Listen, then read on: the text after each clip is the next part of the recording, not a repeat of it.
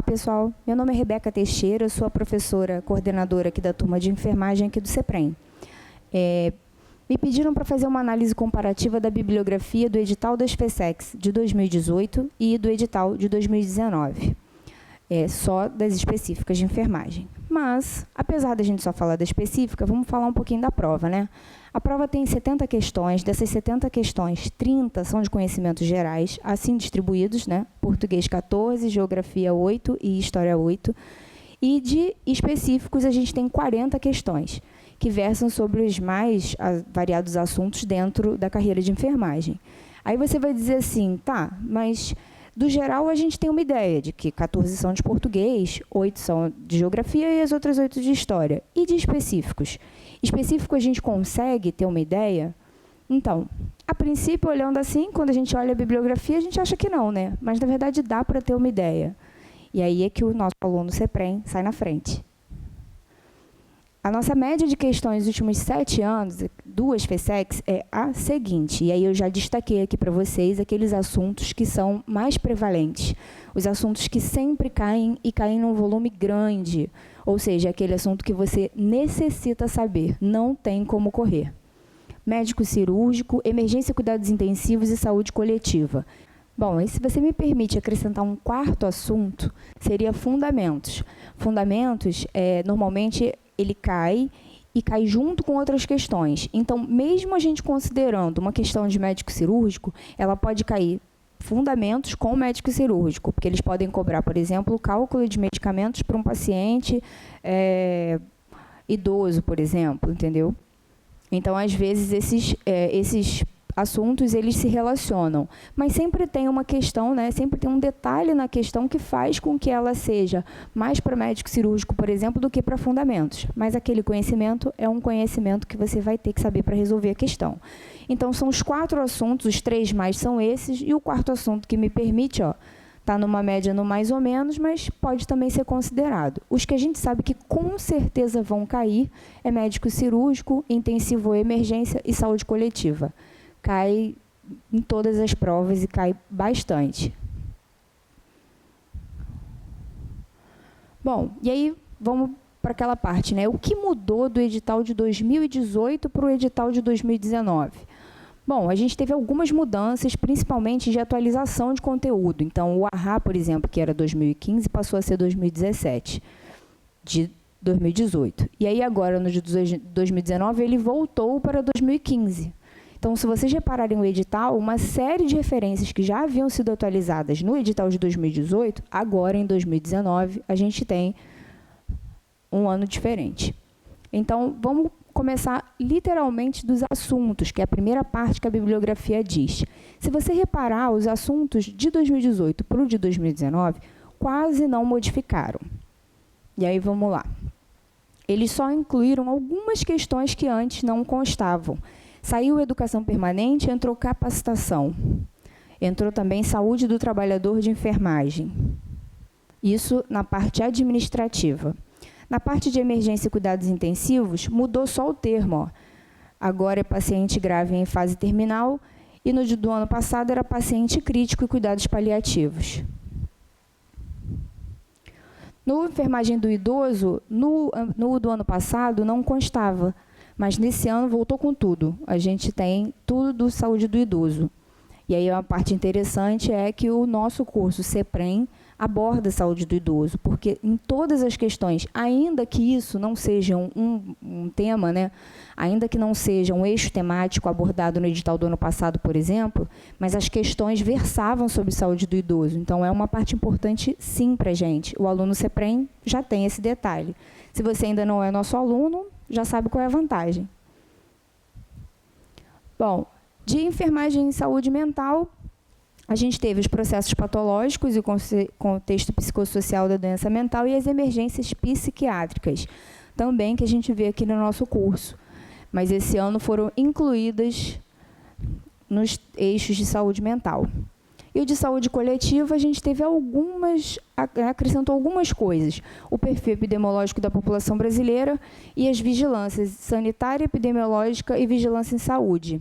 E o interessante é que eles colocaram como programas de saúde a saúde da família e a saúde ambiental. Para bibliografias, foi aquilo que eu falei para vocês. Eles pegaram esses assuntos que praticamente vocês viram, não mudaram, né? Só acrescentou pequenas coisas ou mudou terminologias. Pegaram esses assuntos e decidiram, então, colocar as referências anteriores. Então, nós temos a do AHA, né? American Heart Association, de 2015, antes era 2017. A mesma coisa aconteceu para as práticas da SOBEC, entre outros também. Uma coisa interessante é que eles modificaram aqui também, mas uma coisa interessante é esse aqui, Vigilância Ambiental em Saúde, textos de epidemiologia.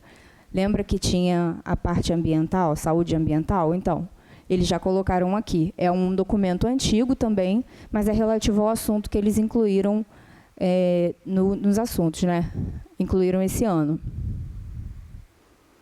O que mais? Nós temos também um destaque para chikungunya, aparece 2 vezes, né? O do chikungunya, aliás, e o da Zika. E essa lei aqui, 141, que versa sobre uma parte do financiamento do SUS, que também antes não tinha. Mas como é uma coisa que já está alterada na Lei 8080, a Lei 141 também é dada para vocês. O Ministério da Saúde, Política Nacional de Atenção Básica, que antes também não tinha, embora alguns programas que já abordava antes, eles já falavam sobre o programa de atenção básica, mas eles colocaram essa bibliografia. Manual de Normas e Procedimentos para Vacinação, também um pouquinho antigo, mas é mais para procedimentos. Fórum Nacional de Saúde Mental, Infanto-Juvenil, também, fala sobre 2005 e 2012 e a publicação é de 2014. Então, se vocês repararem, as publicações estão um pouco atrás do que estavam em relação ao ano passado. A Carpenito voltou, já foi do diagnóstico de enfermagem, a Carpenito já foi abordada antes, nesse FESEX, e aí esse ano eles decidiram retornar com esse livro, do plano de cuidados. O Chiavenato, para a Teoria Geral de Administração. O COFEM, a parte de dimensionamento, eu acho que é uma das questões mais importantes desse edital, porque a resolução 293 já foi substituída pela 543, porém, ela consta ainda no nosso edital desse ano, de 2019, dos FESEX. Vamos lá.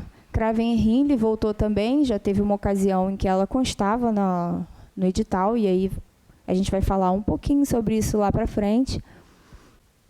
Figueiredo, né, Ensinando a Cuidar em Saúde Pública, também de 2012. Também incluíram, lembra que a gente falou de vigilância epidemiológica? Incluíram também a Introdução à Epidemiologia.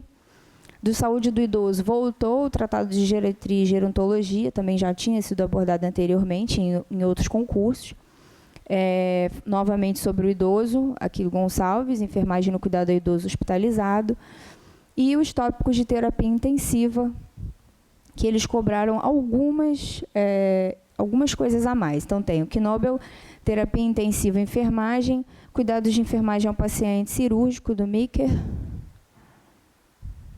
Gestão Hospitalar da Organização ao Serviço de Apoio Diagnóstico e Terapêutico, da parte de administração, 2008. O Guiço, que também já fez parte da bibliografia, voltou esse ano. O Exercício da Enfermagem, Abordagem Ético-Legal. Administração aplicada à enfermagem, urgência e emergência para enfermagem, do atendimento pré-hospitalar à sala de emergência. Como vocês podem ver, assim, feridas também foi um assunto que voltou, já foi abordado em um outro edital. Cálculo e administração de medicamentos de enfermagem, a prática da SOBEC também, só que é de 2009. Da parte de cardiologia, né, eles decidiram voltar com essa 5ª diretriz da Sociedade Brasileira e também com o pensamento crítico de enfermagem, processos de enfermagem na prática, enfermagem médico-cirúrgica.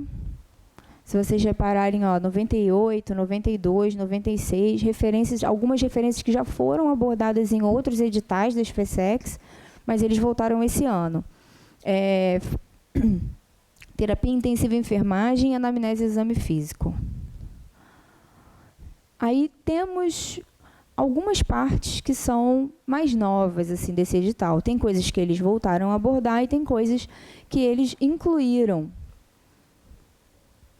como Netina, por exemplo, prática de enfermagem, enfermagem em UTI, do Padilha, cuidando do paciente crítico, manual de terapia intravenosa, exame clínico, o Brunner, que se vocês repararem aí no de vocês, tem 2 Brunners esse ano, tem o Brunner 10ª edição e tem o do Brunner 12ª edição, depois eu vou explicar para vocês o que provavelmente aconteceu para aparecer essas duas.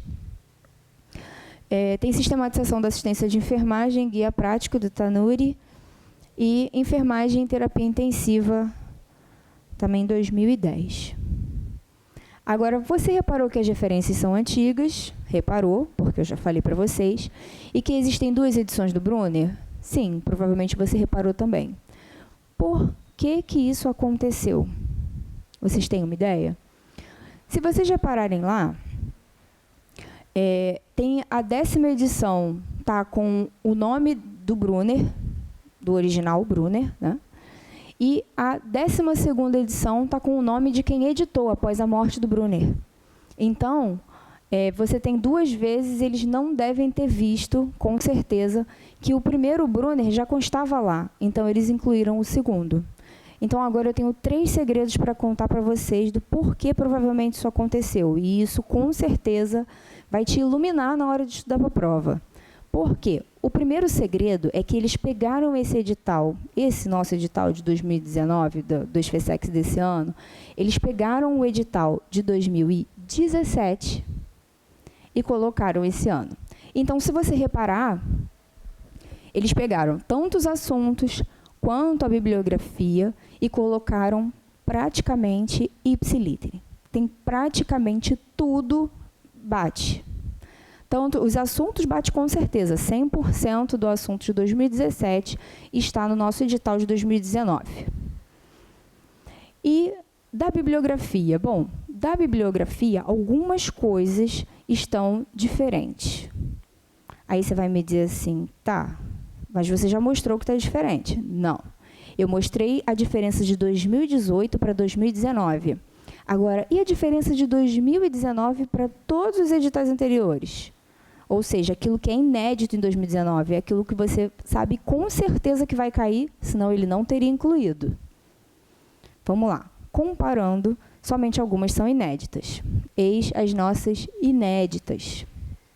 Álvaro Lafevre, Pensamento Crítico em Enfermagem, Processo de Enfermagem Campedelli, Série de Estudos em Enfermagem, Enfermagem Médica e Cirúrgica da Rutel,